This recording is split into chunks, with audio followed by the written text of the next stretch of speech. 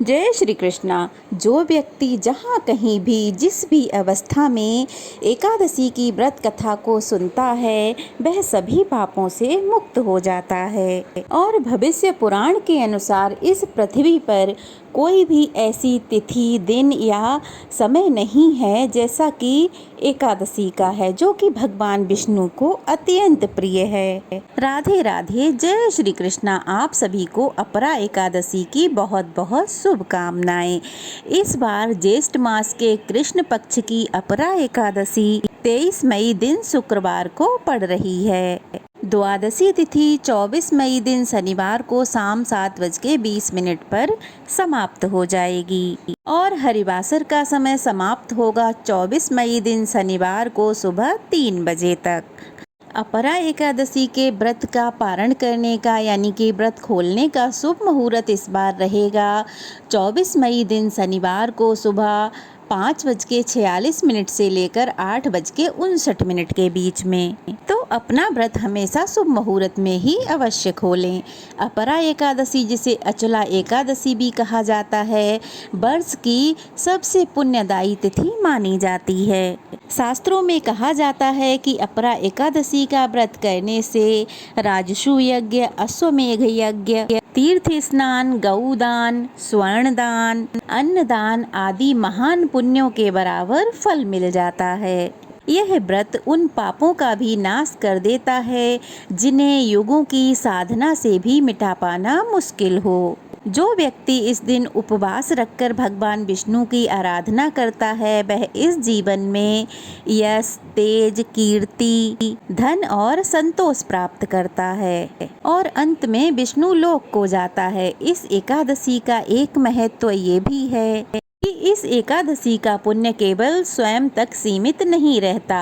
जो इस व्रत को पूरी श्रद्धा और भक्ति से करता है वह अपने पूर्वजों को भी उन्नति दिला सकता है और भटकती आत्माओं को भी मुक्ति दिला सकता है। जैसे ही धर्म की बात आती है, गगन में घंटियां गूंजने लगती हैं और आकाश में दिव्य रथ की आहट सुनाई देती है। स्वर्णिम पहियों से सजा हुआ वह रथ, जिसके रथारूढ़ हैं भगवान श्री कृष्ण।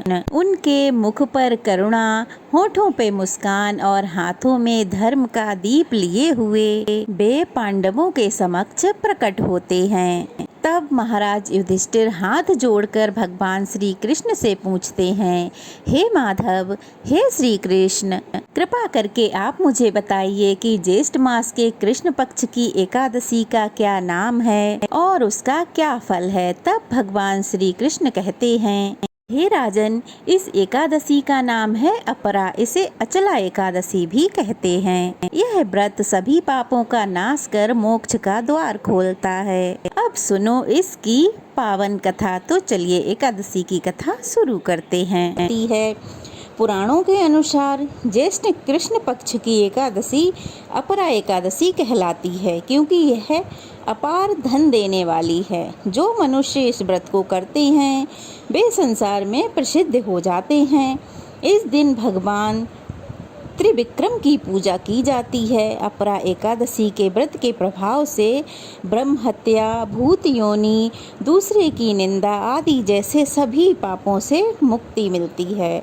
इस व्रत को करने से पर स्त्री गमन, झूठी गवाही, झूठ बोलना, झूठे शास्त्र पढ़ना या झूठ बनाना आदि सब चीज़ों से मुक्ति मिल जाती है।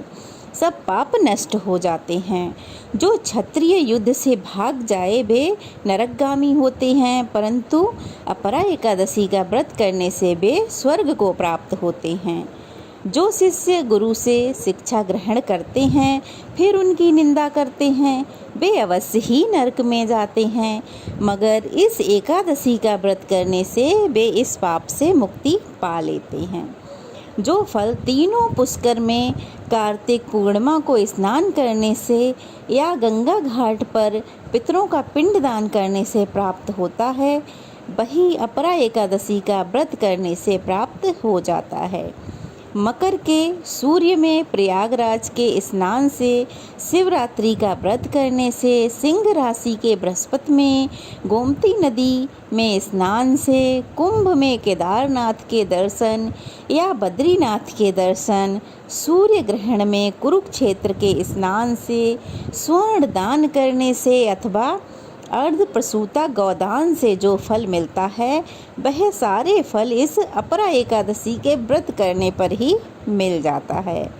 यह व्रत पाप रूपी वृक्ष को काटने के लिए एक कुल्हाड़ी जैसा है, पाप रूपी ईंधन को जलाने के लिए अग्नि के समान है। जो मनुष्य पापों से डरते हैं तो उन्हें यह व्रत अवश्य ही करना चाहिए। अपरा एकादशी का व्रत तथा भगवान का पूजन करने से मनुष्य को सभी पापों से छुटकारा मिलता है और विष्णु लोक को वह चला जाता है।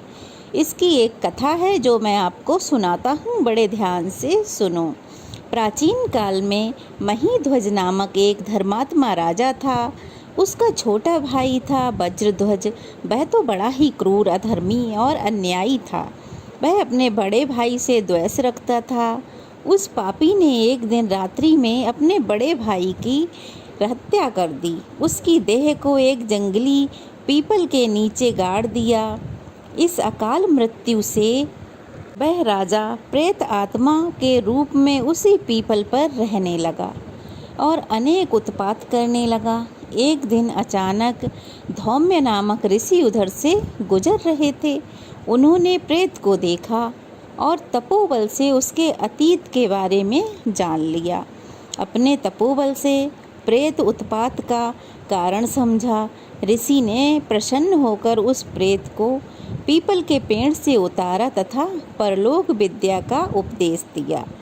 दयालु ऋषि ने राजा की प्रेत योनि से मुक्ति के लिए स्वयं ही अपरा यानी एकादशी, अचला एकादशी का व्रत किया और उसे अगति से छुड़ाने को उसका पुण्य प्रेत को अर्पित कर दिया। व्रत स्वयं किया और उसका पुण्य जो है प्रेत को अर्पित कर दिया। इस पुण्य के प्रभाव से उस राजा को प्रेत योनि से तुरंत ही मुक्ति मिल गई। वह ऋषि को बहुत धन्यवाद देता और फिर धन्यवाद देता हुआ दिव्य देह धारण करके पुष्पक विमान में बैठकर स्वर्ग लोक को चला गया। तो हे राजन, भगवान श्री कृष्ण कहते हैं कि हे राजन, यह अपरा एकादशी की कथा मैंने आपको सुनाई है, आप किसी अन्य को सुनाना। और जो भी व्यक्ति इस अपरा एकादशी की कथा पढ़ेगा, सुनेगा अथवा दूसरों को सुनाएगा तो वह इस जीवन के सभी पापों से मुक्ति पालेगा और अंत में वैकुंठ धाम को प्राप्त होगा।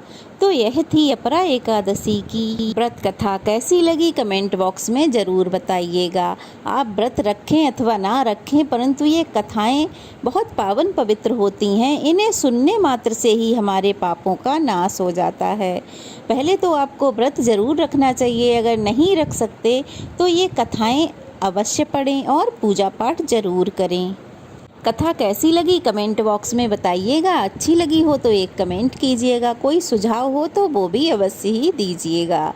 तो फिर मिलते हैं, तब तक के लिए जय श्री कृष्णा। और अगर नए हैं तो प्लीज़ चैनल को सब्सक्राइब कर लीजिए, वीडियो को लाइक और शेयर कर दीजिए ताकि ज़्यादा से ज़्यादा लोग ये कथाएं सुन पाएँ।